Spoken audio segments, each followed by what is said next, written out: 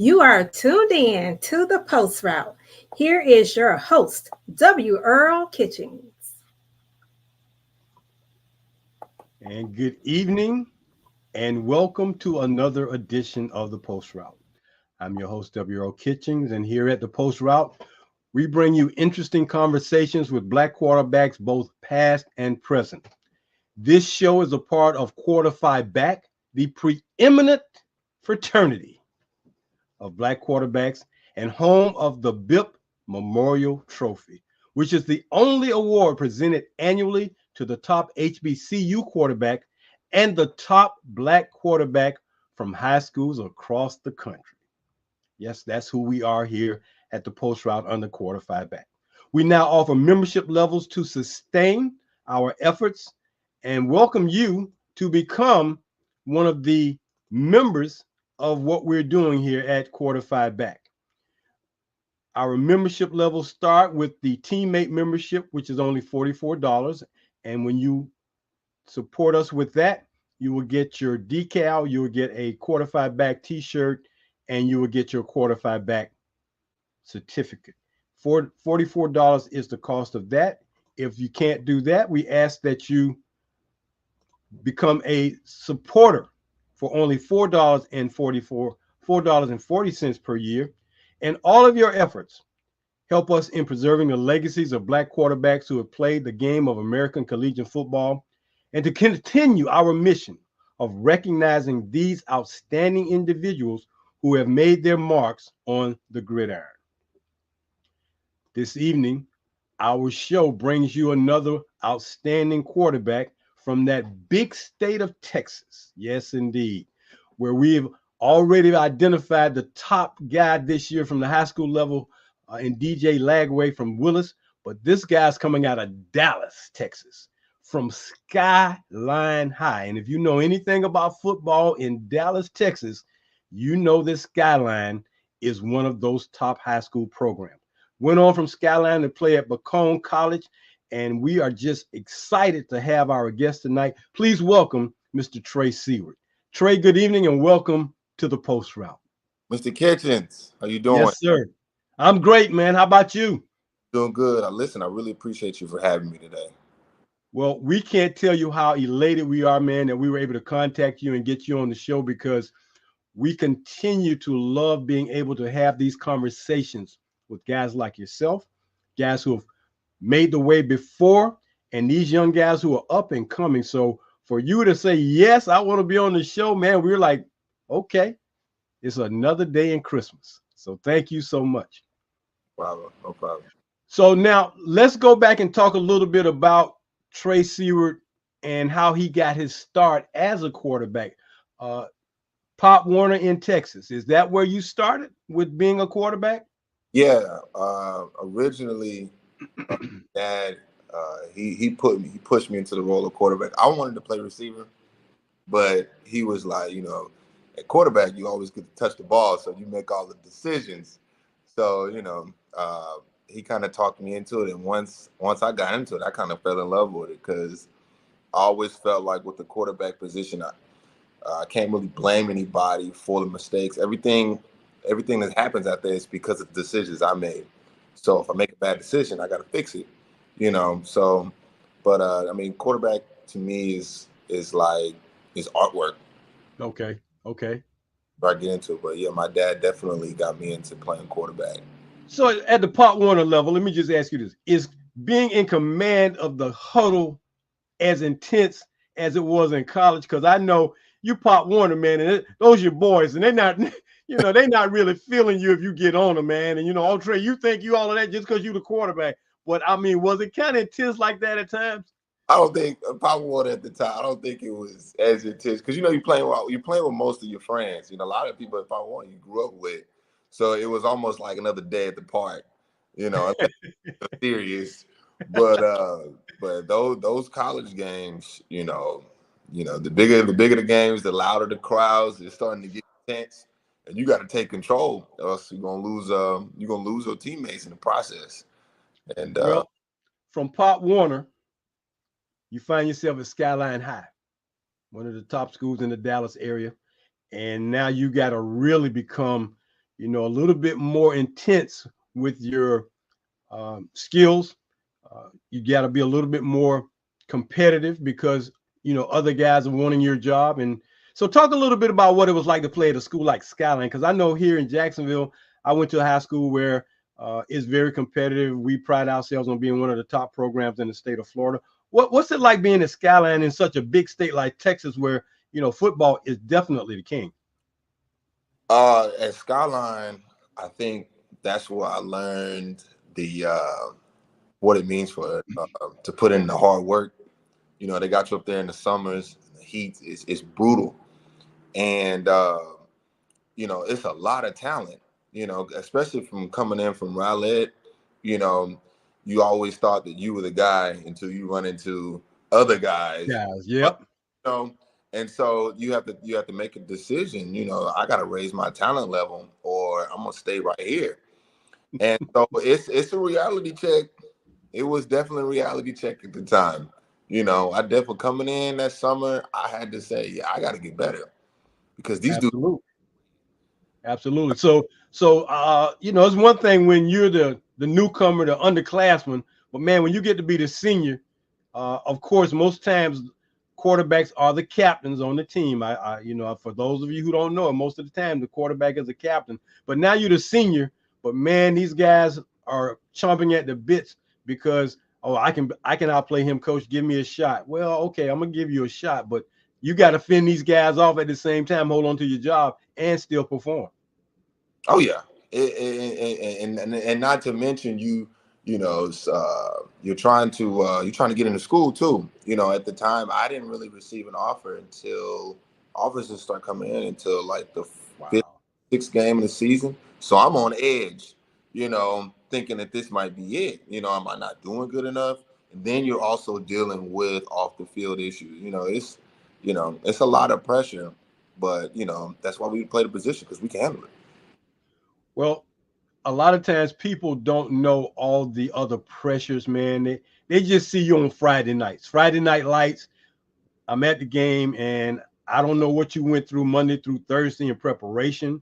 I don't know what those sessions are with the coach when we have these sessions about game preparation, learning the opponent. So all these other things, man, the fans, all they there for is to cheer you on and see that W posted, man. They're not into all that other stuff. They don't care about the two-a-days and how exhausted you were, man. And I was just telling someone recently, I said, man, a lot of guys who were park all-stars, you know what I'm talking about, Trey? They was all world in the park or in Sandlot. Oh, you a bad Sandlot guy until, well, come on out for the team. Yeah. Yeah. Okay. Well, no, it's two-a-days. Right. Two-a-days. Okay. More early morning, late afternoon, or mid-afternoon around 3 o'clock, man. Two-a-days for a couple of weeks, man. You getting ready, and they can't make it. Or another thing was, man, I don't know about at your high school, but you run a play and it don't go well. Guy get hit or you get hit or whatever. And coach say run it again, and guys talking about, man, that guy just hit me like that, coach. You talking about run it again? I'm not. So people don't know about those things. They just know what they see, man. So talk about the fact that it's a lot going on off the field that people just don't know about.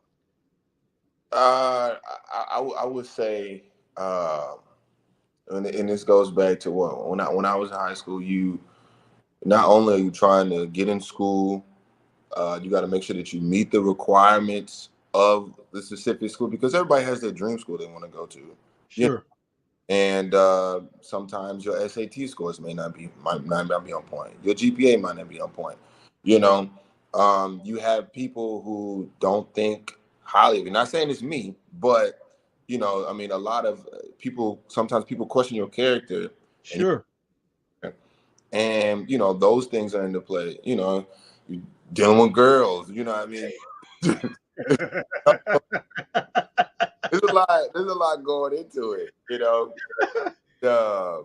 High school playing quarterback in high school is difficult because you have a lot to balance. You have to make some real tough decisions. Like, do you want to go to college? Do you want to be this guy, or is this just the end of the line for you? And I think it's all about your decision making. You're making big decisions, on and off the field. And so those two go hand in hand, so. Yeah, it's funny that you mentioned girls because in high school it's a little bit more close quartered every day, man, because you walk in the halls. And college, you kind of spread out. You're on campus here and there, but man, I remember those days, man. You get that pressure, man, and boy, oh boy, if your girlfriend was a cheerleader, woo. If she wasn't a cheerleader, woo, it didn't matter. It's pressure. You couldn't talk, and you couldn't just be friends with a young lady. You couldn't be friends because there were people who would go back and report on you. I just saw Trey talking to some. What? And now it's a big issue. It's like we were just talking about something in class. Yeah. So yeah, it's close quartered in high school, man. But hey, those are just pressures, and that's life. That's just life, man. So, what's one of the biggest rivals for Skyline out there in Dallas, man? I mean, who's a big rival for Skyline out there? So when I first got there, I wasn't on varsity until my junior year, but I played JV my sophomore year. But that's when I learned about the rivalry between Skyline and DeSoto. Okay. It was deep. It was real deep. It was. I won't get into too much details,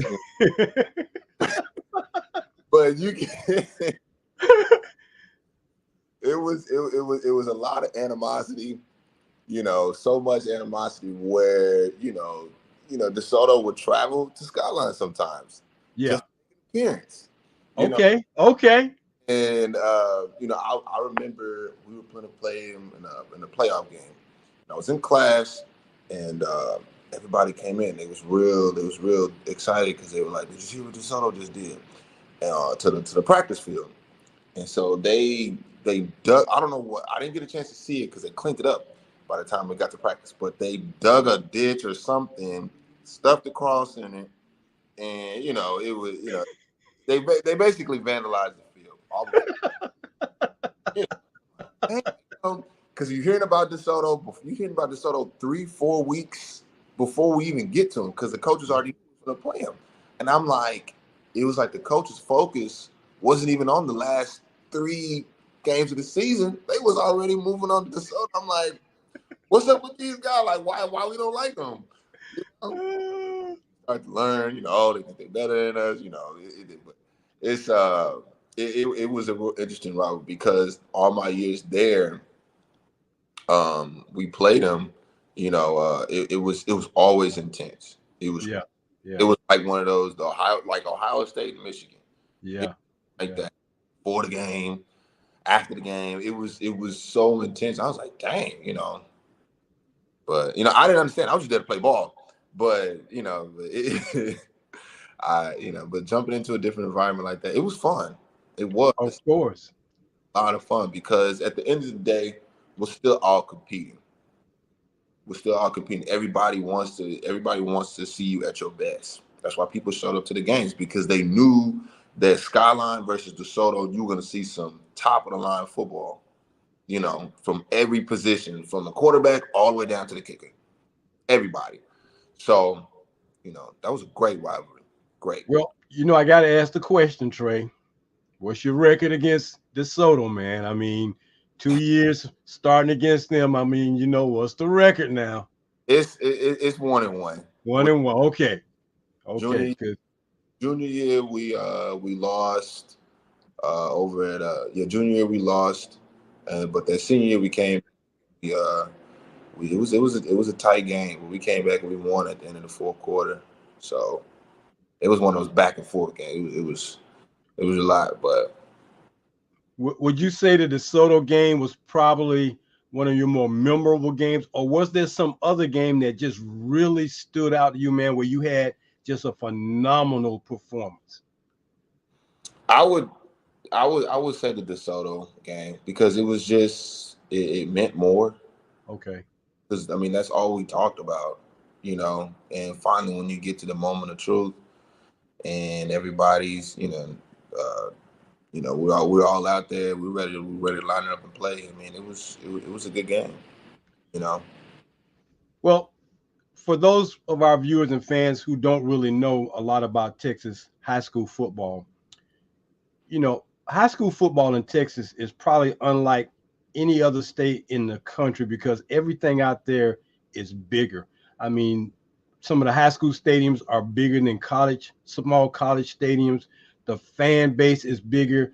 The fans coming to the game is big. I mean, it's all, it's just magnified out there in Texas. So was that one of the things that really, made an impression on you, the fact that you playing in these great environments, these great stadiums with a large amount of fans coming to the game, man, to root you guys on or cheer against you? I think I loved our home games. Okay. Um, I loved the because of the energy. It seemed like because we were playing over there in West Dallas, and Okay. it's a different type of energy. It's a different type of vibe. It's more home like. It's not to say that playing in Allen is any different, but it's just something about playing in front of you people, Mm-hmm. and it's fun. You got people in the stands and they're yelling at you and cheering for you. And you got people going against you. But we got a top of the line. We had one of the things I liked about home game. We had a great band too. They played good. Okay. You know, they played great music. I don't know our band director name at the time, but I always wanted to shake his hand because they got us into the mood to play ball, and so it felt like it felt like a Saturday afternoon at an HBCU college every single Friday night. So it was great. But when we got to the away games, I always loved playing in the big stadiums. I think the biggest one that we played at during district, I think when we played Arlington Bowie. No. I can't think of the name of the stadium right now. But Okay. like what's that? Texas football. It's a big crowd every time Skyline plays. So you know. So now you get to that last game, Trey, and then it kind of sets in. Hey, man, this is it.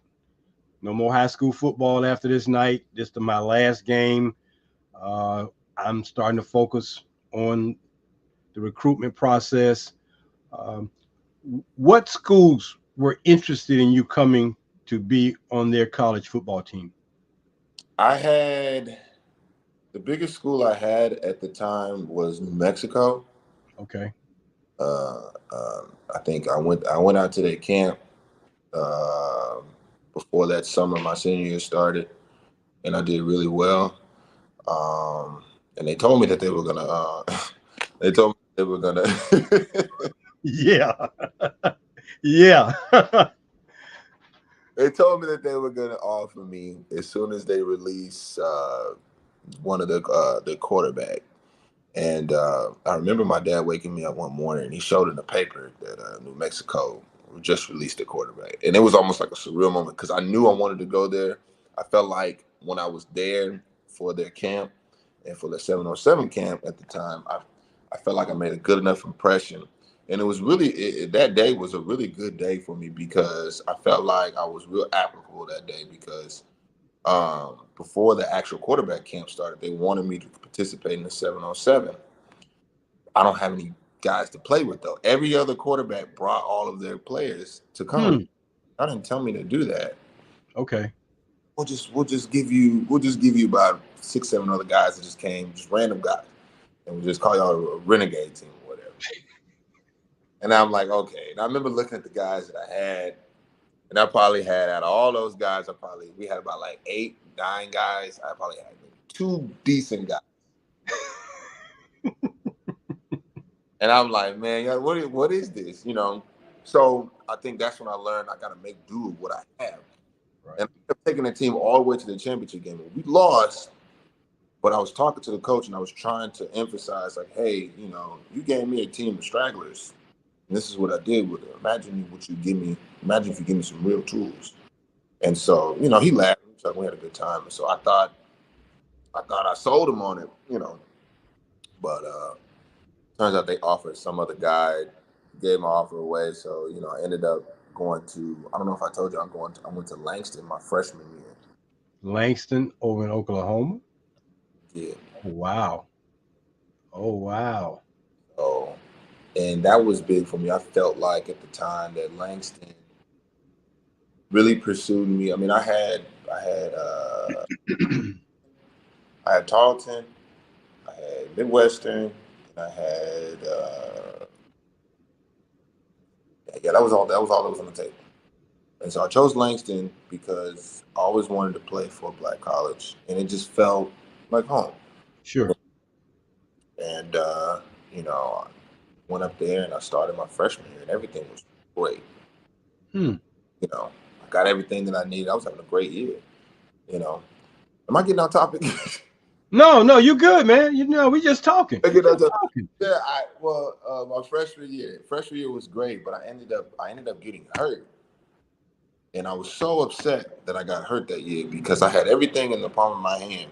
And like we were talking about earlier about 5 other guys behind you being hungry, I felt like at the time that they thought that that was a moment of weakness. Mm-hmm. And it broke me because I felt like I failed myself because I was trying to finish what I started basically from high school because we didn't win state. And then I was trying to hurry up and get back because I knew that spring that they were gonna come for my job, and there's no one there to defend it. Mm-hmm. Mm-hmm. Then we had just got rid of the whole coaching staff too. Oh my God, it was a lot. I was going through a lot. You know, like how we talk about with quarterback play, you're going through a lot of things mentally. Mm-hmm. You know, coaching staff changes on you, people change on you, playbooks change on you, and you have to make adjustments, and that's hard. You know, uh, tore my ACL, that year, and it was tough, and so I ended up losing the job that year because I come back too prematurely because I couldn't, pride. Mm-hmm. I couldn't give you the satisfaction of thinking that you could beat me, when you can't. I already beat you before, and I'll do it again, you know. But I wasn't the same player, you know. But You know, that's an interesting story you talk about Langston, man, because Langston has had a few outstanding quarterbacks, man. I mean, and yeah, I did a newsletter about them and some of the quarterbacks they had, and one of the most pronounced guys they've ever had in their program was a guy by the name of Princeton Poindexter back in the early '70s, 70s, okay, and then his coach from high school, there was another guy by the name of Douglas Smith, I believe, or Lee Smith. He was a profound guy. So they've had some guys. So for you to say, that's why when you said Langston, I was like, oh, you had Langston? Because, yeah, Langston is out there in Oklahoma, and it is the last HBCU that you get to when you start going west, other than what's in Texas. And they've always been a part of the show. Did we lose him? I think we lost him. Well, I know my producer will get him back. But our guest tonight is Trey Seward from Dallas, Texas, outstanding quarterback at Skyline High School. And we were just talking about him going into his college career and knowing that he started at Langston University out in Langston, Oklahoma, an outstanding program. They've had a lot of success out there. Yeah, so you were out there at Langston, man, but then like I said, their program is good, but so you tore your ACL, you couldn't get back to where you wanted to. Here you are pressing so hard, man, that things aren't going well. And then the next thing you know, you got to make another decision about going to that next place because Langston wasn't going to be that spot. So you left there and went where? I went to Bacone. You went to Bacone. Okay. Where's Bacone? Bacone is in Muskogee, Oklahoma. Oh, it's in Oklahoma too. Yeah. And it's the NAIA school too? Yeah. Okay. So, we don't get a chance to talk to many of you guys, or we don't get a chance to know about NAIA play, but it doesn't matter, man. On any given Saturday, you got to play your butt off. I don't care if you're in the NAIA, you're in the JUCO, you're in the NCAA. you at Bacone, or you at Baylor, you at Texas Tech, or Robert Morris. It does not matter. You got to perform. So you get to Bacone, and things seem to start going well for you again. Actually, my first year at Bacone didn't work out so well. And I'm gonna tell you, that's when I didn't really truly learn to play quarterback until my junior year in college. Okay. And was because, and I'm forever thankful for my offensive coordinator coach, because I met that year that we made a coaching change at Langston. They brought an offensive coordinator, and he was from Arkansas. His name is Daryl Mason, and Daryl Mason liked me. He just liked my throwing motion. He liked my thought process. He just liked the way I play the position, Mm-hmm. and he wanted me to have the position, but the head coach didn't think so at the time. And so I remember the last conversation he had with me before I transferred over to Bacone was he asked me just to stay there and just work it out, and I said I couldn't. I felt disrespected. I felt like I didn't get a fair chance. Blah blah blah. I was in over my head kind of, but he ended up calling me saying that he's going to be the offensive coordinator at Bacone, and he's one of those real strategic and intense offensive coordinators that you hate him now, but you'll love him later. Gotcha. And I could not stand this guy because he.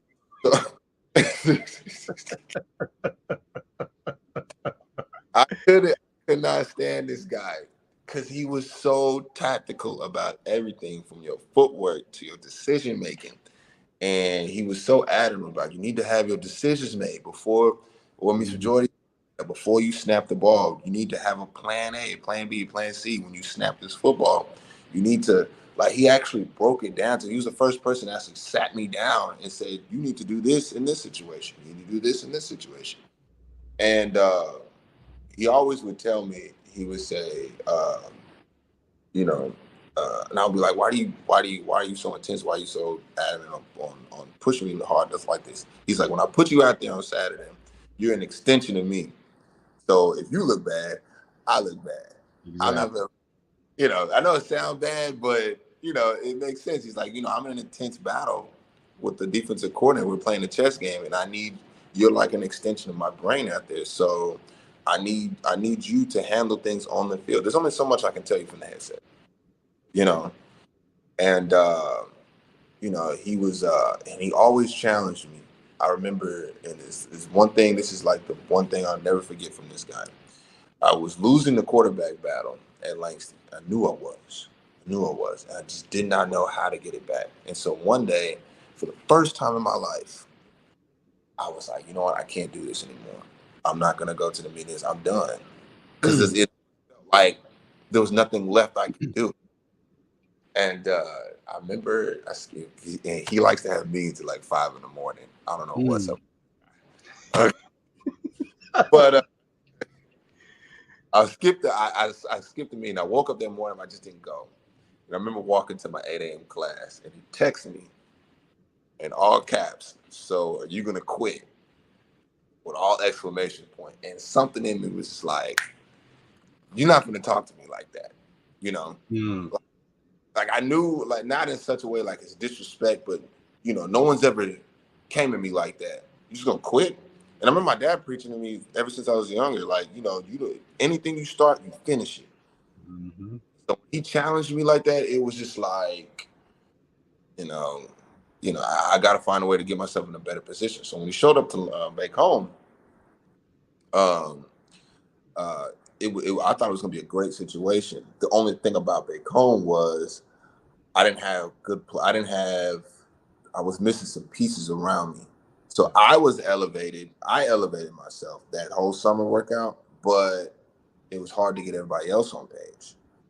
And So Trey, hold that thought, man. We're going to come back to this story. We got to take a quick commercial time out, but man, we're going to finish that story up because I had a couple of questions while you were talking to me. So we're going to come back to you. Stay with us. This is the Post Route. I'm Earl Kitchings with our guest today, Mr. Trey Seward, quarterback at Macomb College out there in Muskogee, Oklahoma. We're going to come back and finish up this story about Trey and his offensive coordinator / quarterbacks coach. But we're going to take this quick time out and just bring you a couple of quick announcements. So the weather's getting hot. Things happen. Rain and sun, moisture and heat do not go well together, which means it's an excellent time for mold and mildew to attack your house. Well, before you start to mess up and get your house in bad shape, think about calling someone who can do a home inspection and make sure that that inspection gives you everything you need for your home. Now, here in Jacksonville, a guy I called is Mr. Antoine Richardson with True Definition Inspection Services. Now, although he's here in Jacksonville, he still can consult you on what you can ask your inspector to make sure he does or she does in order to make sure your home gets inspected properly. And if it's for insurance purposes, everything is done correctly. So if you want to give him a call as a consultant, True Definition Inspection Services, Antoine Richardson, licensed home and mold inspector. And there's his website and there's his number. You can call him. True Definition. Then, of course, the company that is on the edge of getting ready for another outstanding football season are those guys out at the Anthony Lawrence Collection, the AnthonyLawrenceCollection.com. Go to their website, find your particular college, your particular HBCU, and order some great gear from their archive of great apparel. That's the Anthony Lawrence Collection, and their website is AnthonyLawrenceCollection.com for all your HBCU gear. And let me tell you, they don't just have HBCU gear. They've got some other colleges that they are ramping up. I know Colorado and LSU are two of the other schools that they have. So if you need it, check them out. AnthonyLawrenceCollection.com. Go to their website and thank them.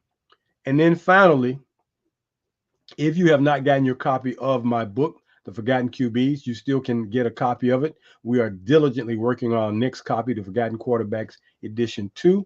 But this book will provide you with all the information you need to know about some of the most outstanding Black college quarterbacks and Black quarterbacks from other colleges throughout America, starting in 1903, where we first found the first Black quarterback that played at Ohio University. So our book goes from 1903 to 1990. Our new book will start at 1991. But get you a copy of this book. Go to our website at quarter5back.com. Click on the book icon and put in your order now for The Forgotten QBs, written by me, W. Earl Kitchings. And I guarantee you, you will treasure this book for many, many years. Well, we're going to get back to our show with Mr. Trey Seward and get the rest of that great story he was telling us about his college coach. So Trey, you say you didn't like the guy, but I can tell based on what he was giving you, how he was training you, he was giving you all these tools you were going to need to be a better quarterback. And maybe he came at you differently than anybody else that come to you. But I think when you look back, you're like, that's what I needed at that time. I did. He was, it was just in his intensity because he wanted perfection. There you go. I played the game, and so when we clashed, I talk to him now and he'll say, I had the criteria to meet his standard of what quarterback play to him really is. Mm-hmm. Just need to listen. Mm-hmm. And so I guess at that time, after getting your butt kicked, I listened. I opened my ears. I'm like, you know what? Let's do this. And it's so funny because after a while, you hang out with that person for so long, and now you start to share those same philosophies. You start sharing that same intensity on your players. I never wanted to be a vocal leader. I was one of those players that I just wanted to go out and I wanted my play to do the talking. And after hanging out with him, and when you lose and you have to set a standard for your team, and there's a goal that you want to hit, and you have to get other people on board, you have to get other people to raise their talent level along with you. it kind of brought something else out in me, because now I'm starting to step into that vocal leader role where I'm challenging you on and off the field. Do you know your information? That isn't good enough in practice. Let's do it again. You know, I remember in practice, it was our first game of the season, and we were gearing up for the first game of the season, and I knew who we were going to face, and I knew we had to be on point. And we ended practice. Practice was good that day, but we ended. It was something about the way we ended practice. I didn't like it. I didn't like it, and so I'm coach called it up, and I'm running back to her, and I'm screaming, "This is just terrible. I didn't like the way I ended it." You know, and somebody got mad at me because they thought that I was complaining. And coach said, "You didn't like the way they ended?" I was like, "Hell no! That was awful. Like, we can't end on that. All right, let's line it back up then." And I was like, "Oh, you listening to me?" And I was like, "Oh, okay." And so we came back and we ran a few more plays, you know, and I think that's when I established leadership. The coach was like, "This is your team now. If you don't like it, if you don't feel like that this is good enough, we'll do it again." You know, and then from that moment on, people started following. You know, I wasn't the best person to be around that year, but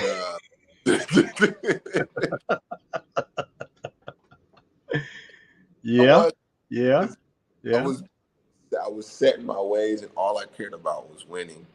And I cared about you, but I needed you to be on point. I need you. That's one thing about playing quarterback. I have to rely on you. When I sit back and I drop back and I drop back to pass and I put the ball in the spot, I expect you to be there because I'm taking a hit for you. So I may not be able to see the catch, but as I'm going down, when I get up, did you catch it? That's all I care about. That's fine with me. I'm okay with the sacrifice. So, Hey, Trey, but what about this part? They're wide open and you miss them, and they come back. Man, I'm wide open and you throwing the ball way up here. Or I'm going across the middle. Man, you trying to get me killed? You throwing me a pass across the middle of the field? They oh come man, back and start telling you, "Look, man, don't throw me no pass across the middle of the field against this guy." we had some egos on our team. Of Uh, course, yeah, we had some egos on our team. I remember we had brought some twins in. There was the Neo, and they were really nice. I love the way they play receiver, but they'll let you know when you're doing a bad job. They are not afraid to tell you that you right? suck.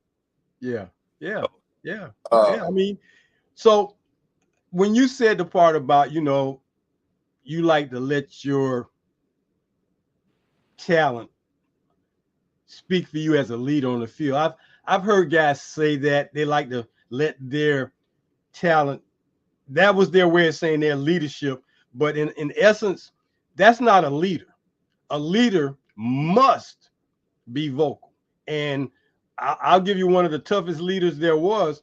Michael Jordan was a leader. They might not have liked Mike, but you sure want to ride his coattail to win.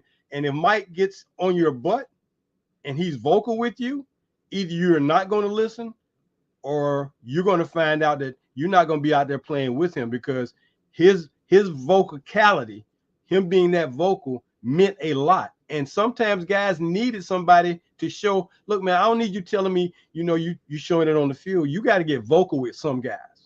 And when you don't show that, because now the coach doesn't believe in you, because yeah, you can throw the football, Trey, but that other intrinsic value that you bring as a leader, I'm not getting that from you, man. And I need that from you. So are you going to speak up, or as your coach challenge you, say, are you going to quit? And as a quarterback, you got to be vocal, man. I mean, that's just the bottom line.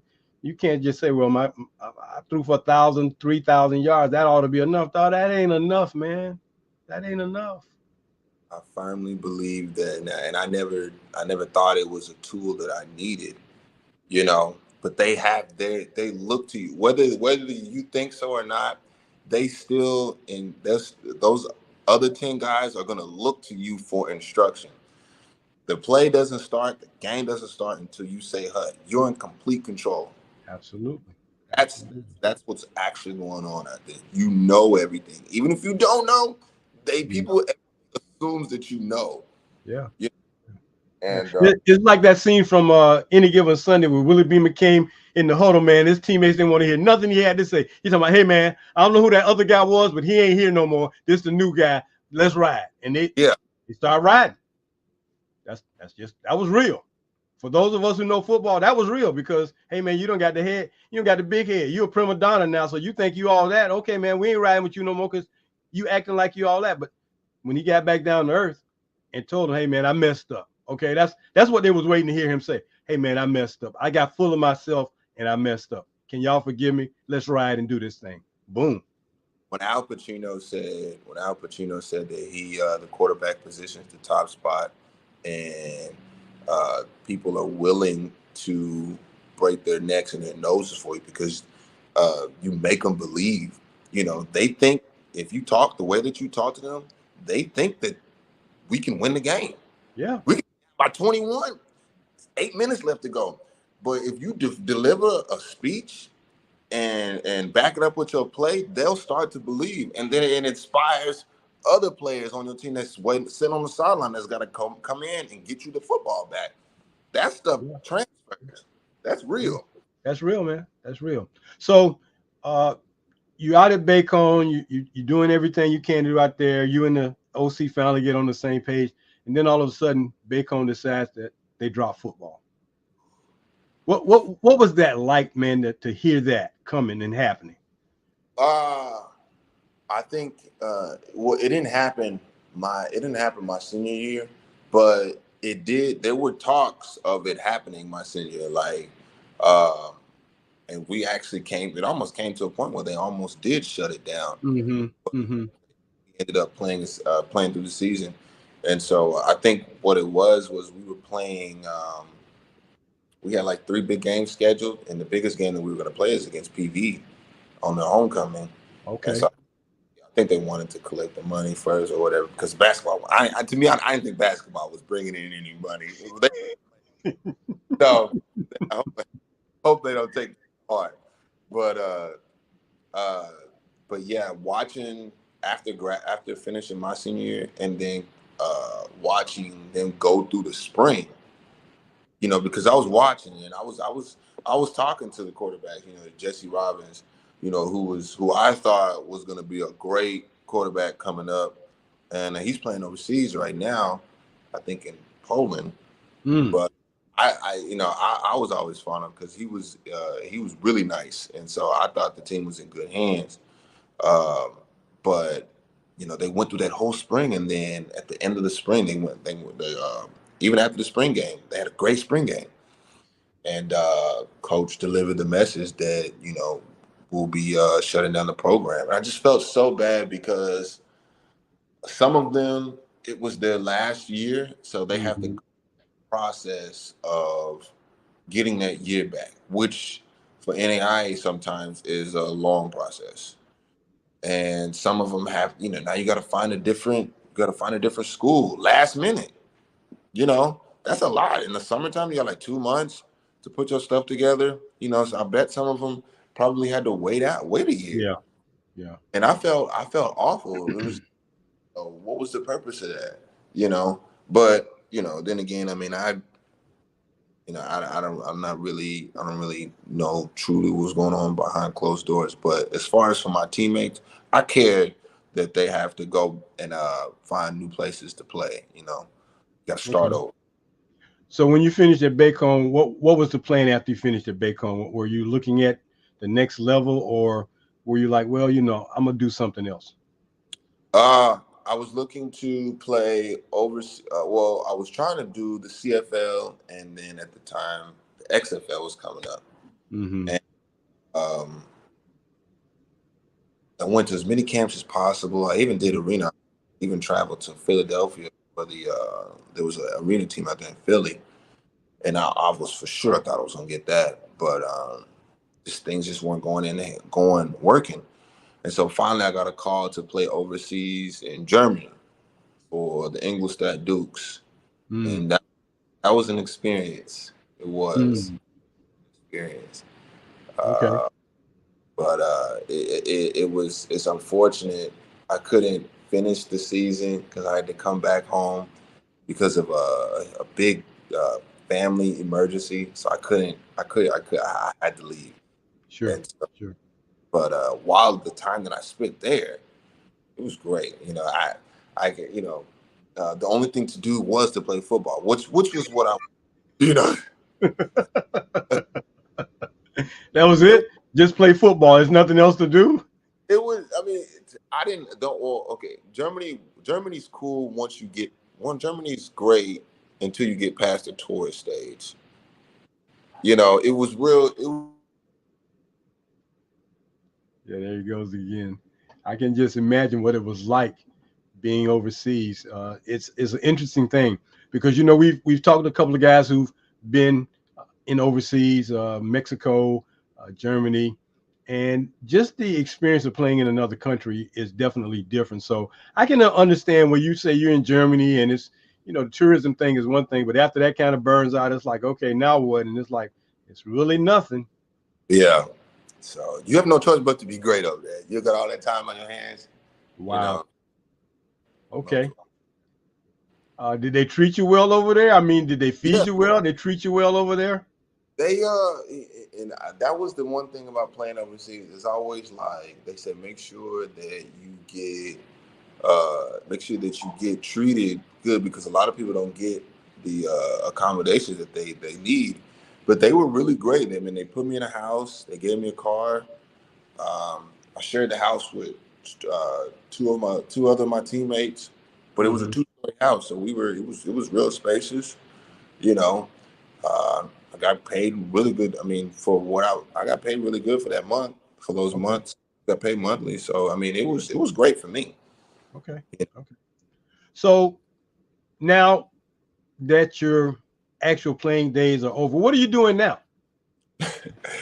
I'm uh I'm teaching and I'm coaching and I'm acting, but Okay. I'm acting as well. I'm got a movie that we're working on. Okay. Uh, but in the meantime, until we get that project started up, I'm teaching and I'm coaching over at Westwood Junior High. We I'm coaching the quarterbacks, and I also help out at the high school over at Richardson High School in Texas, helping Okay. quarterbacks over there as well. Got a real nice basketball team over at Westwood. We won district champs. Okay. Got a real nice. Can't wait to get those young men again and see what they can do after a few months off. Um, but yeah, I'm real I'm real I'm real hard on the quarterback in middle school. Some will say, you shouldn't really be so hard with middle school kids, and I mean, not so much as like I'm always yelling at these kids, but uh, I'm just real. Yeah, I'm yeah. just Your former offensive coordinator's coming out. I got you. I got you. He's coming out of you because you're telling them all the things that they should be doing. But coach, I I'm just a seventh grader, coach. So I don't care if you're just in the seventh grade. I need you to prepare. Yeah, I wish I had somebody like that when I was 12 and 13 years old coming up, and who was just so serious about the game and would teach me things that the average person wouldn't see at this age. Right. And so Right. I think so. Yeah, he's and I got a quarterback now. He's really nice. I think Okay. the last Okay. middle schooler, and the way I see it, I think I'm gonna do pretty good in coach. The last middle schooler that I touched uh, was Shador Sanders, and I was coaching him. Ooh. Yeah, Ooh. I had him for 1 year. I had him for 1 year, and it was my junior year going into my senior year. I was coming home, and I was coaching him while he was at AAA Academy over in Dallas. Okay. And so I was giving Okay. him I was giving him pocket present tips. And so I'm not going to take credit for everything that he's doing right now. But what Understood. I will take credit for is his pocket presence. Okay, because that boy knows how to stand in the pocket and deliver a nice ball. So Well, Shadur was the first ever winner of our Built Memorial Trophy in 2022, man. For top HBCU quarterback. He won our very first ever award. He did. And we are very proud of him for that. So, yeah, you working with these guys and getting them trained up right, importing things into them to help them be all they can be as players and as young men, because that's the other part. And to let them know that, hey, man, you better stay on top of your books. Otherwise, you won't be going anywhere. Exactly. Yes. Yeah. Okay. Well, kudos to you for coming back, man, and giving back to help these young men in all facets of life, not just on the football field, but off the football field. I know you know the importance of helping them to grow and become better young men, which is what we need in this day and time. And me coming from a father who was a football coach, man, I understand the value of that, because when you call somebody coach, that's a very revered name, man. That's an honored name. You can get them guys to do things that other people can't get them to do. And the teachers will come to you, Coach Seward, Billy won't do what he's supposed to do. Okay. Okay. Hey, son, your teacher came to me talking about you acting up in class. Is that true? Well, no, Coach. No, if she come to me one more time, son, I'm going to take your uniform. Boom. No more problems. No more problems. No more problems. So, yeah, I get it. But that's the importance of coaching for those of us who understand it. So, yeah. So now, as I get ready to wind this down, I must. I know I would hear about it from a certain young man if I don't bring this up. So you just happen to be wearing this shirt today, and I know you must be in that fraternity. Otherwise, you'd be in trouble for wearing something that you're not in. So, talk a little bit about your favorite fraternity before we get you into the next one. The first and the best. Okay. Okay. We are the first and the best. 1906, man. Alpha Phi Alpha Fraternity Incorporated, to me, is it's a great fraternity with a lot of great brothers. I think one of the things that attracted to me, not only my dad, who is also a Alpha fraternity member, but it was these men. Yeah, my dad and then my grandfather. It was a legacy. I get it.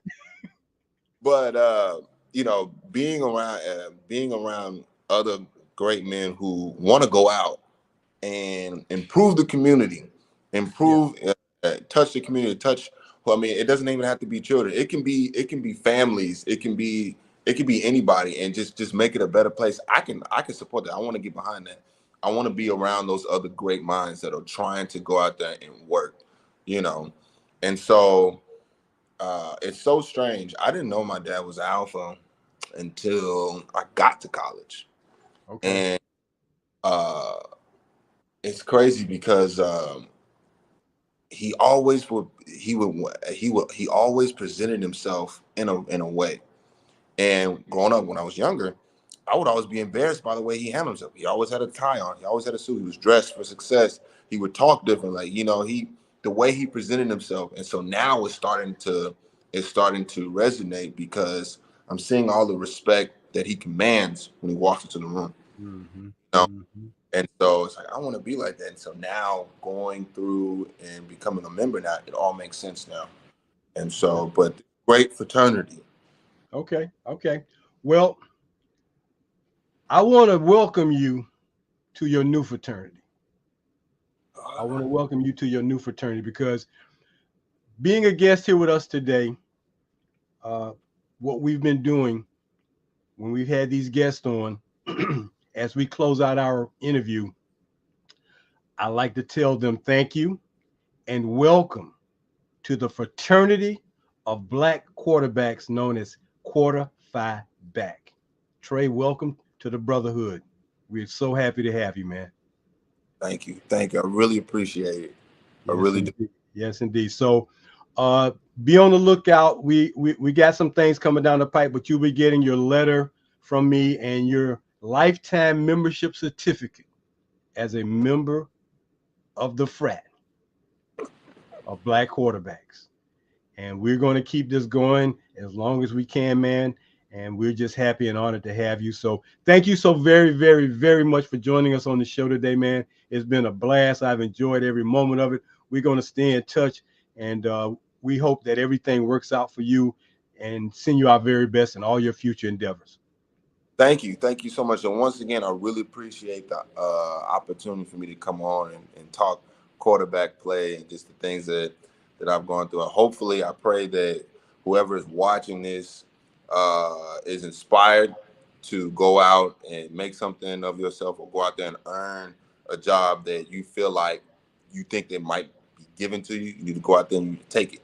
You know, nothing in life is free. You got to go out there and you got to take it. You got to earn your keep out here. So, well, any other black quarterbacks you run into out there in Dallas or wherever you are, man, if you would just mention to them that they need to become a part of what we're doing, man, that's the only thing we're asking the brothers to do as part of this new fraternity of black quarterbacks. Hey, man, you see another brother, let them know what we're doing, because you all make up this great new fraternity. So again, Trey, thank you so very much. God bless you, man. Give your mom and your dad my best, man. Tell your dad, yeah, he joined the right fraternity, I guess, you know. But it's been great, man. And you keep those young men straight out there in Dallas. Thank you. Thank you. I will. Thank you, Mr. Kitchings. All right. We'll be talking to you soon. That's All Trey right. Seward out there in Dallas, Texas, doing a great job with the young men and did a great job at Bacone. And he is our newest member of Quarter Five Back, the preeminent fraternity of black quarterbacks here in America. Thanks again. Well, we're going to wind down right now. I'd like to thank the people who help make this production possible every Monday. Our sponsors, the Anthony Lawrence Collection, EKG Sports Consultants, and True Definition Home Inspection Services. Thank you to those businesses and supporters. We're working to bring more. We've got some things coming down the pipeline. We're getting our T-shirts ready to come. Anthony Lawrence Collection is going to be doing our T-shirts for us. We've got some other things coming along. Don't want to tell you about them yet, because we like to keep a little something, keep a little something back for you to keep it exciting. So we're looking forward to it. We also like to thank our crew here at the Post Route, our social media director, Mr. Kemal Lazier. That's Trey's frat brother.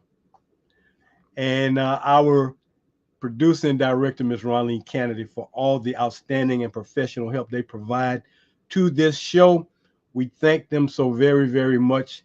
And, keep scoring points for us, guys, and keeping us on point. Go to our Instagram and check us out. If you want to become a member of Quarter Five Back, you can reach us on our Zelle account at 904-994-2189. Again, our Zelle account for membership. You can do the $4.40 supporter, or you can do the teammate at $44 and get your certificate and your T-shirt. Go to Zelle, 904-994-2189, and become a member of Quarter Five Back. We would appreciate it. I want to thank everyone who tunes in and watches the show, and pass along the word that, hey, it's an organization out there working to keep the legacies of black quarterbacks alive and well, and it's known as Quarter Five Back, the preeminent fraternity of black quarterbacks here in football. Until our next show, we hope that you have enjoyed what you've seen. We hope that you enjoy what we're doing, and we hope that you will become a supporter of our efforts, because without you, we cannot keep going forward. So for my crew, Kemal Lazier and Ronleen Kennedy, we thank you so very much. And until next Monday night here on the Post Route Show, I'm W. Earl Kitchings. And as we say here at the Post Route, go deep, go for the bomb. Good night, everybody. Have a great week. Take care.